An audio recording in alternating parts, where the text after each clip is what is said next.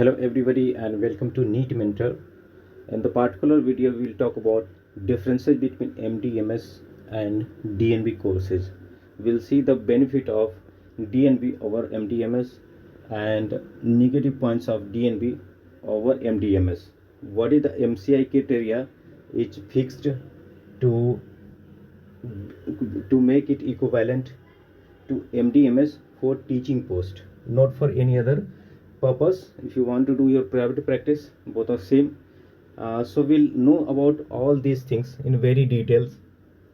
I have collected all the information from doctors who have experience of many years in DNB and MDMS. So from their inputs also I have included in this video. Before we start the video, I urge you to subscribe the channel and hit the like button of the video. You can call us on the number given 9319128677 to avail our personalized one-to-one counseling guidance package. In the description of the video, you will find a link to join the Telegram group where you can chat with the people from multiple states who are also standing on your place. Those candidates are pursuing NEET PG 2021 process, and you will be keep on getting all the counseling related updates, anything that which is important in the process of a NEET PG 2021. So let's get started. Just brief history about DNB. DNB got started, it got introduced in 1975. The intention was to overcome the shortage of specialist doctor and medical teachers in India. Both the courses DNB and MDMS are post-graduation courses which you can pursue after completion of MBBS course. For both the courses, there is entry examination that gets conducted at the centralized level, and the duration of the course is of same period, 3 years. Academics wise, clinical activities wise, research exposure and wise, both are equal and equivalent. MCI, Medical Council of Examination, the board which is now dissolved, and NMC, National Medical Commission, is working now instead of MCI. So MCI had made a rule that towards making it equivalent for both the courses, you need to complete DNB from a hospital of minimum 500 beds in order to go for teaching post. So we'll talk about that MCI criteria as well in detail, what other criteria and what are the factors that you need to keep in mind. So this is brief history. Now, what is the MCI criteria? Does your hospital meet it from where you are planning to do the DNB? So DNB in 500 or more bedded hospital is required with at least 3 consultants who can guide you, or 3 senior 3 SRs. DNB, you should do DNB from institution or hospital which offers DNB course in more than 1 disciples.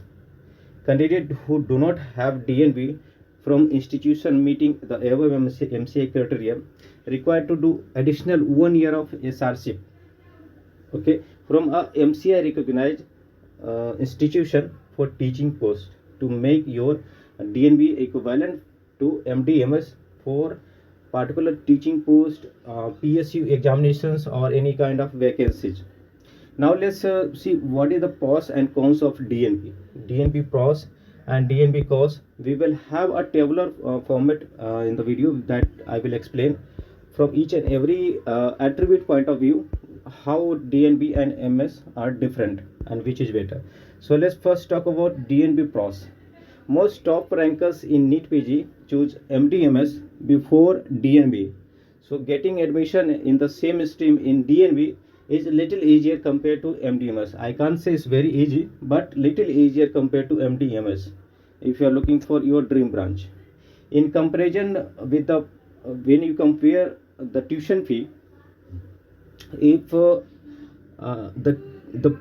medical colleges is private type, then the tuition fee you need to pay is huge for MDMS course, whether you go for any clinical or top clinical. But in case of DNB, the tuition fee is fixed, that is 1.57 lakhs per year for any kind of stream, whether it's top branch, your dream branch, or any non-clinical branch also. You need to pay the same tuition fee each year, 1.57. And the amount of a stipend that you will be getting compared to private institution is higher. So from monetary point of view, DNB is much better than MDMS. Another benefit of doing a DNB, when you do DNB from corporate hospitals, which is well equipped with the latest robotical surgical equipments, and that gives you exposure and chance to uh, have a hands-on on recent medical advances, which is which might not be possible in your medical colleges. Even though they have their dedicated hospitals, but they might not have the advanced latest equipments. Some countries outside India, they give more recognition to DNB over MDMS. The reason being, in DNB you get better practical exposure, hands-on experience is better than MDMS. So internationally, DNB is better than MDMS. Okay. Now let's talk about cons of DNB, the negative points. The passing ratio is the major factor. Everything is same, and you don't get a dedicated lecturer or professor to teach you the theoretical points. So in the final examination that gets conducted by NBE, you need to pass it in order to have a DNB degree in your hand. The passing ratio is poor compared to MDMS. Getting the MDMS course pass is not a difficult point, and that is not something which is very highlighted, need to be discussed. But in case of DNB, you need to be very careful about passing it. So from your side, it requires so much of dedication and hard work, and focus on your learning, and what are the questions that will be asked, because you need to grab the opportunity. You will be having guides, you will be having SRs, senior doctors, but it's up to you that how much attentive you are, um, how uh, how you grab the opportunity. So most of the complicated surgeries, even common ones, are done by the senior consultant in the private hospitals. In some institutions, DNB candidates just get only paperwork, so it's very difficult to get the hands-on. These factors are very important while you choose DNB. When it comes to the counseling process, I will keep on adding up all those videos in our YouTube channel, so you can get it. Other factors that you need to take care and keep in mind while going for selecting a medical college or DNB hospital is patient load, OPD, ICU, hands-on opportunity. How good is the hospital or medical colleges for particular stream? Hospital or medical college might be good for particular branch, but not for every branch. And you need to see from a stipend point of view, tuition fee, all those things. Additional senior residency SRship from MCI recognized center is required for teaching post.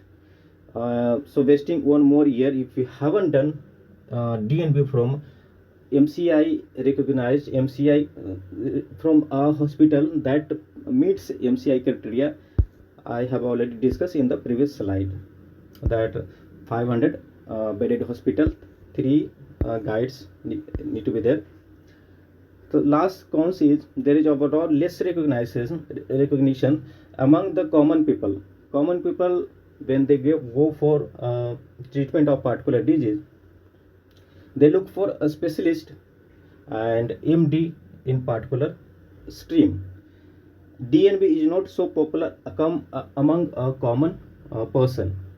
So it's kind of mindset among people. So they look for particular doctors. So when you go for private practice, it might be a challenge for you, but things are getting very equivalent as we are progressing. progressing. So as long as you have good exposure, practical exposure, it doesn't make any difference. That's what I would say ultimately. Now let's see one by one difference. Joining criteria: after MBBS you have to join both the courses. Central examination will be conducted. NEET PG, through NEET PG examination only you have to do the counseling process. This year MCC is going to conduct the counseling process parallelly for MDMS courses as well as in DNB. 3 years course and post diploma course is of 2 years. Type of institutes you can do MDMS from: government and private colleges, while you need to do a DNB from government and private hospitals. Thus difference.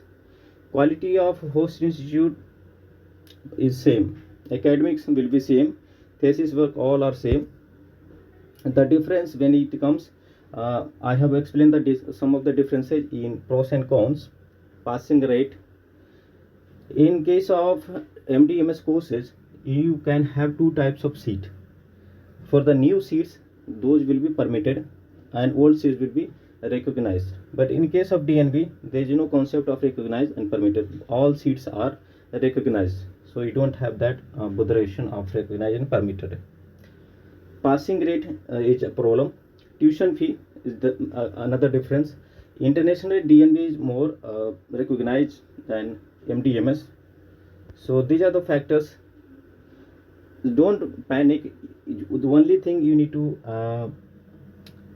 think from your side how capable you are, how better you know yourself, that you are able to take the challenge to pass the final exam. If you are able to take the challenge, if you are very good at learning something, to good at grabbing the opportunity, then MD, MS and TNBs, no difference. But practically I will tell you how the trend says.